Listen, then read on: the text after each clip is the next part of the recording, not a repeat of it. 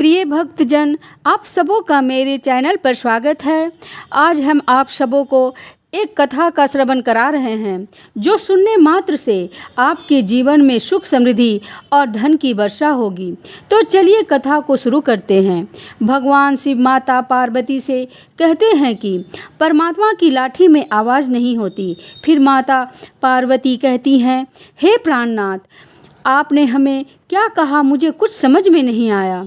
फिर भगवान शिव कहते हैं, हे देवी, आपने कई बार सुना होगा कि परमात्मा की लाठी में आवाज़ नहीं होती है, पर जब वह पड़ती है तो बड़े बड़े धनशाली हो जाते हैं।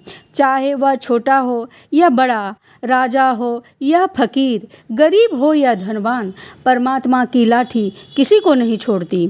फिर भगवान शिव कहते हैं, हे देवी, ये कहानी कर्मों के फल पर आधारित है। यह कहानी बहुत ही महत्वपूर्ण और शिक्षाप्रद है, इसलिए मेरी आपसे निवेदन है कि इसे पूरा सुनें और अंत तक हमारे साथ बने रहें।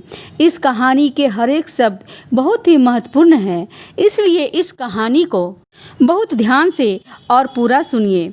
इस कथा को आधा अधूरा छोड़कर जाने की गलती मत कीजिएगा।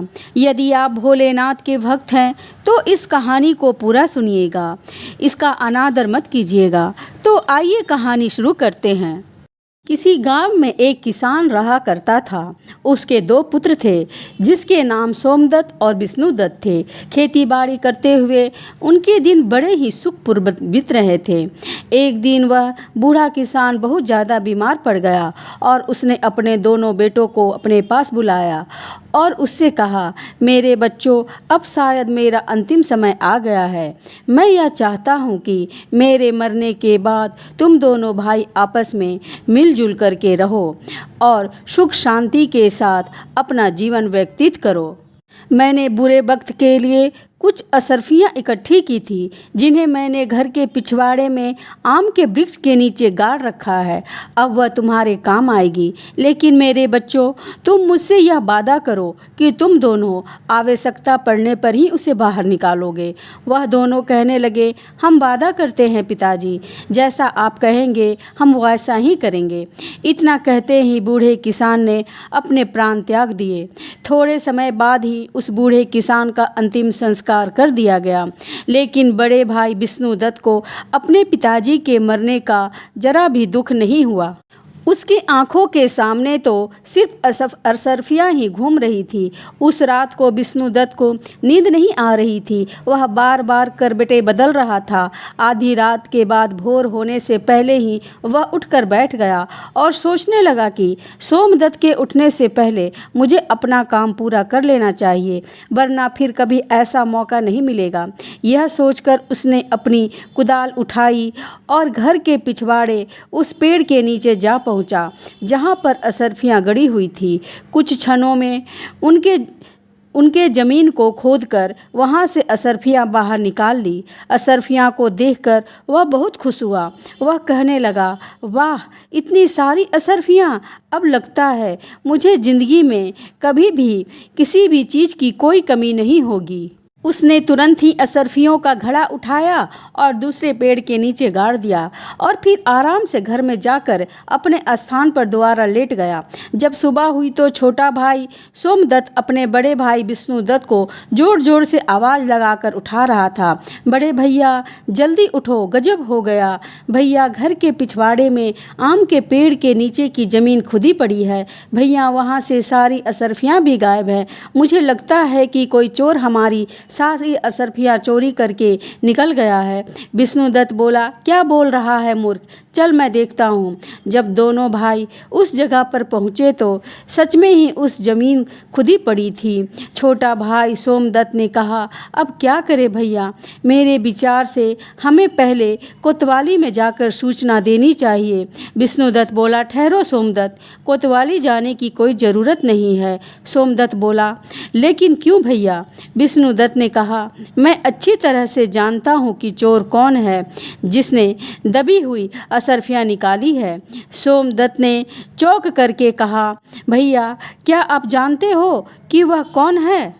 विष्णुदत्त बोला, तुम जानना चाहते हो तो सुनो, वो चोर तुम ही हो। यह सुनकर सोमदत्त बोला, भैया यह आप क्या कह रहे हैं? नहीं भैया, मैं और चोर नहीं, मैंने कोई चोरी नहीं की है। विष्णुदत्त कहने लगा, अब फालतू बोलो मत, तुम्हारे और मेरे अलावा इस असरफियों के बारे में कोई नहीं जानता था, इसलिए अब यह बात साफ है कि तुम अकेले ही सारी असरफियाँ हड़पना चाहते हो। सोमदत्त ने यह सुनकर कहा कि आप ऐसा मत कहो भैया, मैं सच कहता हूँ, मैंने कोई असरफी नहीं चुराई, मैं कुछ नहीं जानता। विष्णुदत्त बोला, या तो तुम मुझे वो असरफियाँ लौटा दो, नहीं तो तुम इस घर के दरवाजे हमेशा के लिए बंद हो जाएंगे। सोमदत्त उदास होकर बोला, ठीक है भैया, यदि आपको मेरी बात पर विश्वास नहीं है तो मैं यह घर ही क्यों, यह गाँव ही छोड़कर चला जाऊँगा। सोमदत्त दुखी मन से तुरंत ही वहाँ से चल पड़ा। वह सोचने लगा कि सच्चाई जाने बिना ही बड़े भैया ने मेरे साथ ऐसा सलूक क्यों किया। अब बदनाम होने से अच्छा है कि मैं यह गाँव छोड़कर ही चला जाऊं। जबकि घर पर बैठा विष्णुदत्त बड़े आराम से यह सोच रहा था कि वाह, कितनी आसानी से यह कांटा अपने आप ही निकल गया, अब सारी असरफियाँ सिर्फ मेरी है। दूसरी तरफ सोमदत्त दुखी मन लेकर के वहाँ से चलता ही जा रहा था। चलते चलते उसके मन में कई तरह के विचार उत्पन्न हो रहे थे। उसके मन में एक विचार यह भी आया कि कहीं भैया ने तो सारा धन हटाने के लिए यह कोई चाल तो नहीं चली है। वह अपने विचारों में मगन होकर लगातार चलता ही जा रहा था कि तभी वह एक बड़ी सी चट्टान के ऊपर जा पहुंचा। अब रात हो चुकी थी और चारों ओर अंधेरा छाने लगा। उलझन में पड़ा सोमदत्त यह सारी बातें सोच ही रहा था, तभी उसकी कानों में कुछ आवाज़ आई, यह 2000 तुम्हारे और यह 2000 मेरे। वह सोचने लगा कि ये आवाज़ें कैसी हैं। सच्चाई जानने के लिए सोमदत्त नीचे की ओर झाँका। उसने देखा कि दो आदमी वहाँ पर थे और वह दोनों धन का बंटवारा कर रहे थे। सोमदत्त को यह समझने में देर न लगी कि यह दोनों चोर हैं और वह दोनों चोरी का माल आपस में बांट रहे हैं। तभी अचानक से सोमदत्त का पैर फिसल गया और वह उस चोर के बीच में जा गिरा।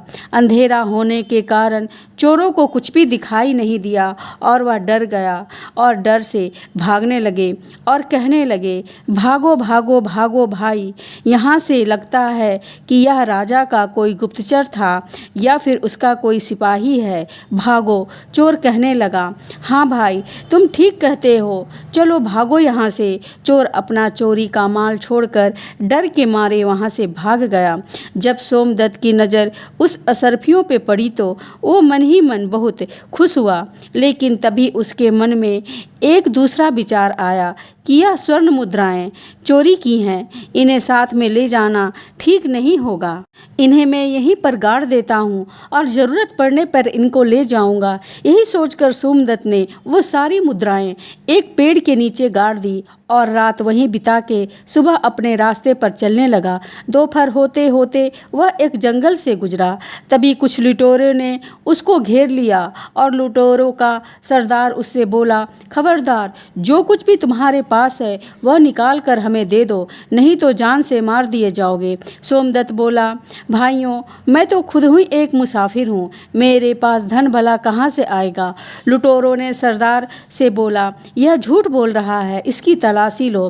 तलाशी लेने के बाद जब सोमदत्त के पास वास्तव में उन्हें कोई भी वस्तु प्राप्त नहीं हुई तो सरदार क्रोध से चिल्ला उठा और बोला, कोई बात नहीं, अगर इसके पास पैसे नहीं हैं तो भी यह हमारे काम आएगा, इसे अपने अड्डे पर ले चलो, देवी माँ को इसकी बलि चढ़ाई जाएगी। यह बात सुनते ही सोमदत्त के होश उड़ गए।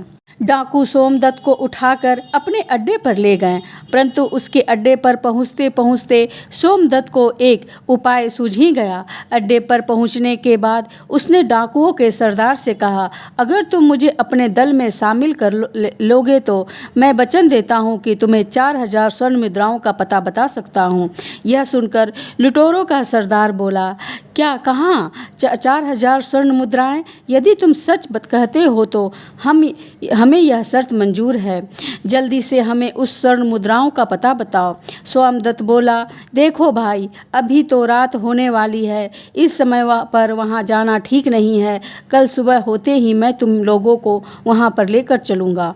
लुटेरों का सरदार बोला, ठीक है, लेकिन खबरदार, हमारे साथ कोई भी चालाकी करने की कोशिश मत करना, वरना अंजाम बहुत ही बुरा होगा। सोमदत्त बोला, निश्चिंत रहो सरदार, मैं तुमसे कोई भी धोखा नहीं करने वाला हूँ। अगली सुबह सोमदत्त उन चोरों को उसी जगह पर ले गया जहाँ पर उसने वह सोने की मुद्राएं दबाई हुई थी। सरदार के आदेश पर तुरंत ही उसके आदमियों ने उस जगह को खोदा और शीघ्र ही वह स्वर्ण मुद्राएं उसके सामने थी। स्वर्ण मुद्राओं को देखकर वह सब बहुत ही खुश हो गए। वह स्वर्ण मुद्राओं को अपनी थैली में भरकर अपने अड्डे की ओर ले चले, परंतु सोमदत्त के दिमाग में अभी भी कोई दूसरी योजना चल रही थी। वह सोच रहा था कि ये स्वर्ण मुद्राएं एक तरह से तो मेरे काम में ही आई है, लेकिन मैं जल्दी ही इसके मौत का कारण बनूंगा। इस घटना के बाद सोमदत्त उन लुटेरों को गुरों के साथ ही रहने लगा और लुटेरों के सरदार का सबसे विश्वसनीय आदमी बन चुका था। कुछ समय बाद सोमदत्त ने उन लुटेरे के सरदार से कहा, सरदार, मैं एक सप्ताह के लिए अपना घर जाना चाहता हूँ। वहाँ पर मेरी बूढ़ी माँ है और एक बार मैं उनसे मिलना चाहता हूँ। सरदार, जो सोमदत्त की योजना से बिल्कुल भी अनजान था, वह सोमदत्त को अपने सबसे विश्वास योग्य आदमी मानता था और उसने सोमदत्त को एक सप्ताह के लिए अपने घर पर जाने की आज्ञा दे दी। सोमदत्त घर जाने के लिए रवाना तो हुआ, परंतु वह अपने घर जाने के बजाय राजा के महल की तरफ चला गया।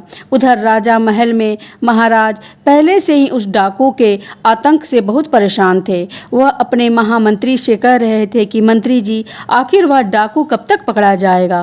पूरा देश उसके आतंक से परेशान हो रहा है। मंत्री जी बोले, मैं अपनी तरफ से पूरी कोशिश कर रहा हूँ महाराज। वह आतंकी जल्दी ही आपको कारागार में नजर आएगा। उसी समय वहाँ पर एक पहरेदार आया और बोला, महाराज की जय हो। महाराज, एक व्यक्ति अपने डाकू जगीरा के संबंध में मिलना चाहता है। महाराज बोले, अच्छा, तो उसे तुरंत यहाँ पर लेकर आओ। कुछ समय बाद ही वह पहरेदार सोमदत्त को राजा के सामने लेकर आया। सोमदत्त बोला, महाराज को मेरा प्रणाम, मेरा नाम सोमदत्त है महाराज। राजा बोले, कहो नौजवान, तुम जरीरा के बारे में क्या जानते हो?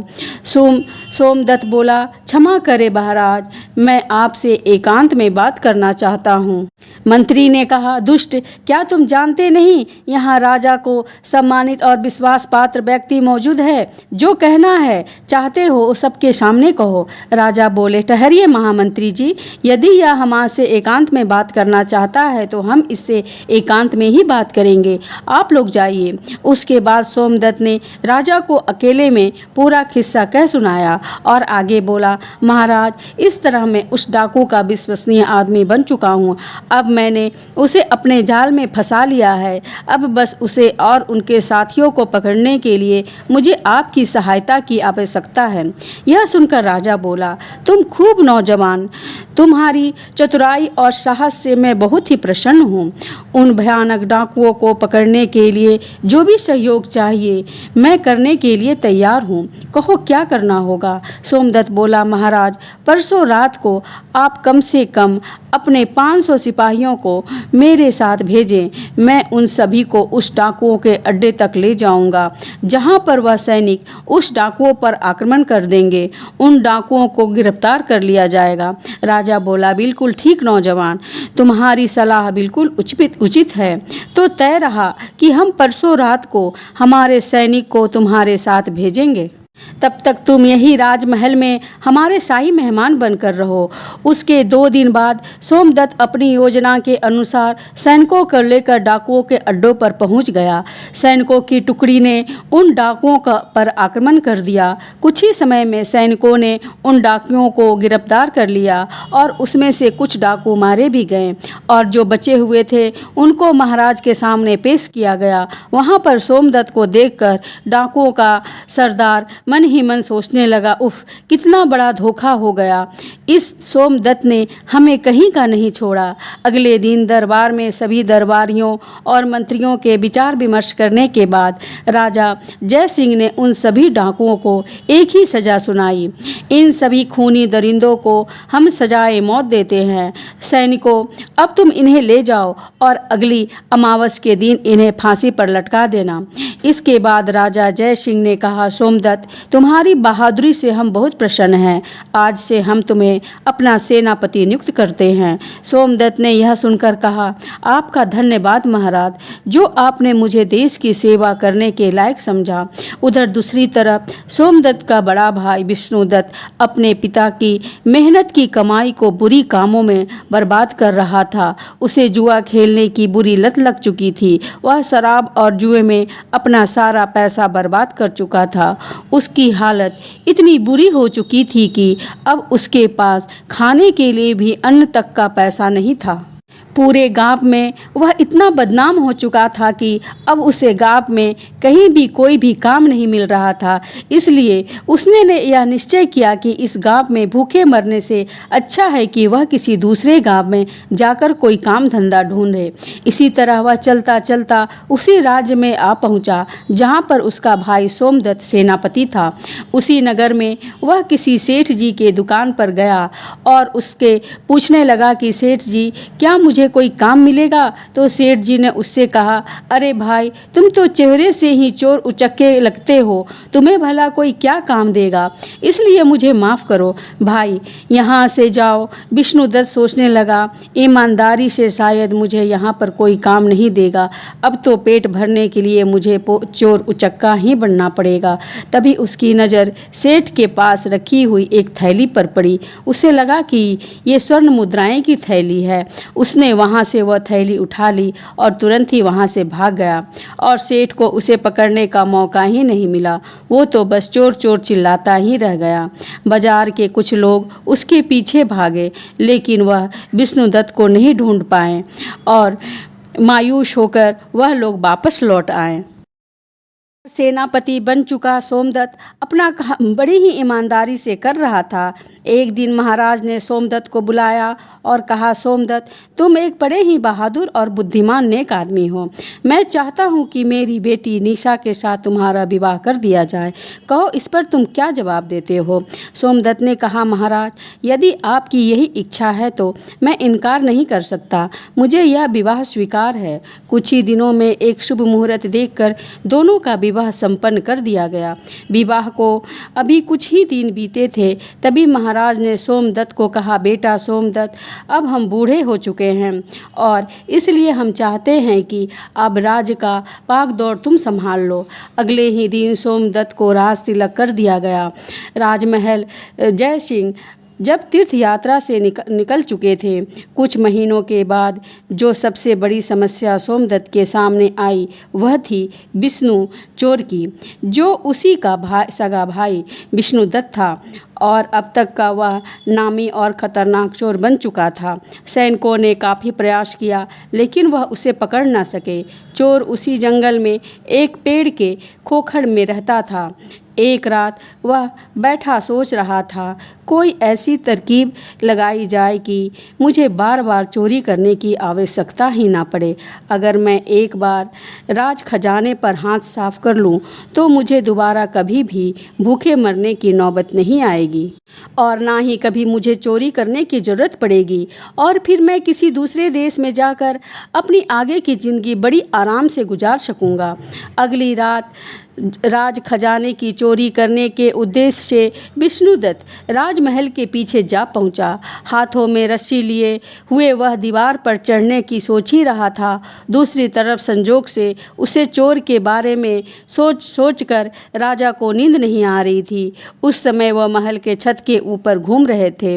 जैसे ही विष्णुदत्त रस्सी के सहारे छत के ऊपर चढ़ा, वहाँ पर मौजूद राजा सोमदत्त ने उसे देख लिया। राजा सोमदत्त ने अपनी तलवार निकाली और साथ ही अपने सिपाहियों को आवाज़ लगाई। कुछ ही पलों में सैनिकों वहां पर आ पहुंचे। राजा ने सैनिकों से कहा, सैनिकों गिरफ्तार कर लो इसे। विष्णुदत्त ने वहां से भागने की पूरी कोशिश की, लेकिन वह भागने में सफल नहीं हो पाया और सैनिकों ने उसे पकड़ लिया। सोमदत्त उसे देखकर बोला, तुम तो विष्णुदत्त हो मेरे भाई, लेकिन एक नामी चोर। मैं यह सपने में भी नहीं सोच सकता था कि मेरा भाई इतना बड़ा चोर निकलेगा। उसने आदेश दिया, सैनिकों ले जाओ इसे और कारागार में डाल दो। सुबह ही दरबार में हम इसकी सुनवाई करेंगे। विष्णुदत्त को अब कारागार में डाल दिया गया। अब वह मन ही मन अपने किए पर पछता रहा था और सोच रहा था कि मेरे बुरे नियत ने मुझे आज पतन की इतनी गहराई में धकेल दिया। जबकि सोमदत्त, जिसे मैंने बेईमान बताकर धक्के मारकर अपने घर से निकाला था, अपनी ईमानदारी और नेकी की वजह से एक राजा बन गया और मैं, जिसके पास सब कुछ था, एक चोर बनकर आज उसके बंदी गृह में पड़ा हुआ हूँ। इधर सोमदत्त की आंखों में भी नींद का नामो निशान नहीं था। वह सोच रहा था कि कल का दिन मेरी जिंदगी का बहुत ही कठिन दिन होगा। मुझे एक बहुत ही भयानक अग्नि परीक्षा से गुजरना होगा। क्या इस परीक्षा में मैं कामयाब हो पाऊंगा? मुझे भी समझ में नहीं आ रहा है। काश महाराज ने मुझे राजपाट ना सौंपा होता। अगले दिन दरबार में चोर विष्णुदत्त को पेश किया गया। महाराज ने उससे कहा, विष्णुदत्त, तुम्हारे ऊपर लगाए गए सारे चोरी के इल्ज़ाम प्रमाणित हो चुके हैं। क्या अब तुम्हें अपनी सफाई में कुछ कहना है? विष्णुदत्त बोला, बस इतना ही कहना है कि महाराज, मुझे जैसे शैतान को आप इतनी कठोर से कठोर सजा दे कि भविष्य में चाहकर भी कोई चोरी ना कर सके। सोमदत्त ने कहा, ठीक है, हम तुम्हें ऐसी ही सजा देंगे। सैनिकों ले जाओ इस चोर को और इसका एक हाथ और एक पैर काट दिया जाए और इसके बाद इसे देश की सीमा से बाहर निकाल दिया जाए। सोमदत्त का यह इंसाफ देखकर उसकी प्रजा और उसकी मंत्री सब उसकी जय जयकार करने लगे। राजा की आज्ञा का पालन किया गया और चोर विष्णुदत्त का एक हाथ और एक पैर काट करके उसे राज्य की सीमा से बाहर निकाल दिया गया। अब वह देश छोड़कर जा रहा था, तभी उसके सामने राजा सोमदत्त आ गए। सोमदत्त को देखकर विष्णुदत्त बोला, महाराज, काश आपने मेरा हाथ और एक पैर काटने की बजाय मुझे मौत की सजा दे दी होती। ऐसा करके तो मैं अपने मुझे तड़प तड़प कर मरने के लिए इस दुनिया में छोड़ दिया है। सोमदत्त ने कहा, उस समय तो मैं एक राजा था, परंतु अब आपके सामने राजा सोमदत्त नहीं बल्कि आपका छोटा भाई सोमदत्त खड़ा है। एक राजा होकर मैंने एक चोर को सजा देकर अपने धर्म का पालन किया है और अब एक भाई अपने भाई के पास अपने धर्म और कर्तव्य का पालन करने के लिए आया है।